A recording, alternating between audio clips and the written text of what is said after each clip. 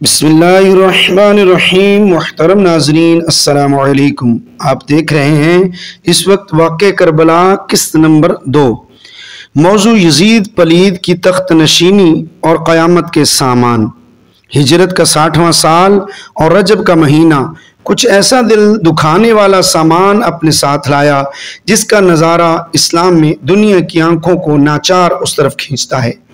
جہاں کلیجہ نوچنے والی آفتوں، بے چین کر دینے والی تکلیفوں نے دیندار دلوں کے بے قرار کرنے اور خدا پرست طبیعتوں کو بے تاب بنانے کے لیے حسرت و بے کسی کا سامان جمع کیا ہے۔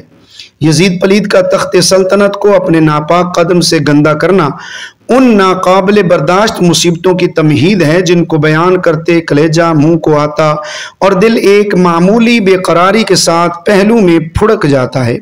اس مردود نے اپنی حکومت کی مضبوطی، اپنی ذلیل عزت کی ترقی اس امر میں منحصر رکھی کہ اہل بیت کرام کے مقدس و بے گناہ خون سے اپنی ناپاک تلوار رنگے۔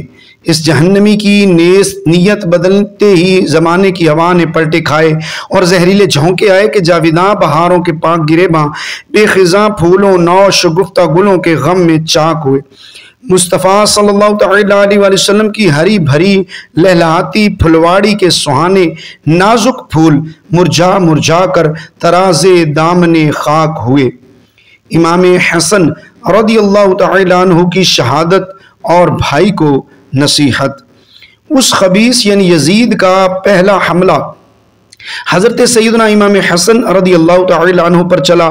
جعدہ زوجہ امام علی مقام کو بہکایا کہ اگر تو زہر دے کر امام کا کام تمام کر دے گی تو میں تجھ سے نکاح کر لوں گا۔ وہ شقیہ یعنی بدبخت بادشاہ بیگم بننے کے لالچ میں شاہان جنت کا ساتھ چھوڑ کر سلطنت عقبہ سے منہ موڑ کر جہنم کی راہ پر ہو لی۔ کئی بار زہر دیا، کچھ اثر نہ ہوا، پھر تو جی کھول کر اپنے پیٹ میں جہنم کے انگارے بھرے اور امام جنت مقام کو سخت تیز زہر دیا، یہاں تک کہ مصطفیٰ کریم صلی اللہ تعالیٰ علیہ وسلم کے جگر پارے کے اعضائے باطنی پارا پارا ہو کر نکلنے لگے۔ یہ بے چین کرنے والی خبر سن کر حضرت امام حسین رضی اللہ تعالیٰ عنہ اپنے پیارے بھائی جان کے پاس حاضر ہوئے۔ سرہانے بیٹھ کر گزارش کی، حضرت کو کس نے زہر دیا؟ فرمایا اگر وہ ہے تو میرے خیال میں ہے تو اللہ بڑا بدلہ لینے والا ہے، اور اگر نہیں تو میں بے گناہ سے عوض یعنی بدلہ نہیں چاہتا۔ ایک روایت میں ہے کہ فرمایا بھائی لوگ ہم سے یہ امید رکھتے ہیں کہ روز قیامت ہم ان کی شفاعت فرما کر کام آئیں گے، نہ یہ کہ ان کے ساتھ غضب اور انتقام کو کام میں لائیں۔ وہر حلم کہ اپنا تو جگر ٹکڑے ہو پھر بھی ایذائے ستمگر کے روادار نہیں۔ پھر جانے والے امام علی مقام رضی اللہ تعالیٰ عنہ نے آنے والے امام رضی اللہ تعالیٰ عنہ کو یوں وصیت فرمائی، حسین دیکھو سفیہان کوفہ سے ڈرتے رہنا، مبادا وہ تمہیں باتوں میں لے کر بلائیں اور وقت پر چھوڑ دیں، پھر پچھتاؤ گے اور بچاؤ کا وقت گزر جائے گا۔ بے شک امام علی مقام رضی اللہ تعالیٰ عنہ کی یہ وصیت موتیوں میں تولنے کے قابل اور دل پر لکھ لینے کے لائق تھی، مگر اس ہونے والے واقعے کو کون روک سکتا جسے قدرت نے مدتوں پہلے مشہور کر رکھا تھا۔ حضرت امام حسین رضی اللہ تعالیٰ عنہ کی شہادت کی خبر واقعہ کربلا سے پہلے ہی مشہور تھی۔ حضور سرور عالم صلی اللہ تعالیٰ علیہ وسلم کی بعثت شریفہ سے 300 برس پہلے یہ شعر ایک پتھر پر لکھا ملا، اترجو امت قتلت حسینا شفاعت جدہ یوم الحساب۔ کیا حسین کے قاتل یہ بھی امید رکھتے ہیں کہ روز قیامت اس کے نانا جان محمد مصطفیٰ صلی اللہ تعالیٰ علیہ وسلم ان کی شفاعت فرمائیں گے؟ یہی شعر عرض روم کے ایک گرجا میں لکھا پایا گیا اور لکھنے والا معلوم نہ ہوا۔ کئی حدیثوں میں ہے کہ حضور سرور عالم صلی اللہ تعالیٰ علیہ وسلم ام المؤمنین حضرت ام سلمہ رضی اللہ تعالیٰ عنہ کے کاشانہ میں تشریف فرما تھے۔ ایک فرشتہ کہ پہلے کبھی حاضر نہ ہوا تھا اللہ تبارک و تعالیٰ سے حاضری کی اجازت لے کر آستان بوس ہوا۔ حضور پر نور صلی اللہ تعالیٰ علیہ وسلم نے ام المؤمنین رضی اللہ تعالیٰ عنہ سے ارشاد فرمایا، دروازے کی نگہبانی رکھو، कोई आने ना पाए। इतने में सैयदना इमाम हुसैन रज़ी अल्लाह तआला अन्हु दरवाज़ा खोलकर हाज़िर खिदमत हुए और कूद कर हुजूर पर नूर सल्लल्लाहु तआला अलैहि वसल्लम की गोद में जा बैठे। हुजूर सल्लल्लाहु तआला अलैहि वसल्लम प्यार फरमाने लगे। फरिश्ते ने अर्ज की, हुजूर आप इन्हें चाहते हैं?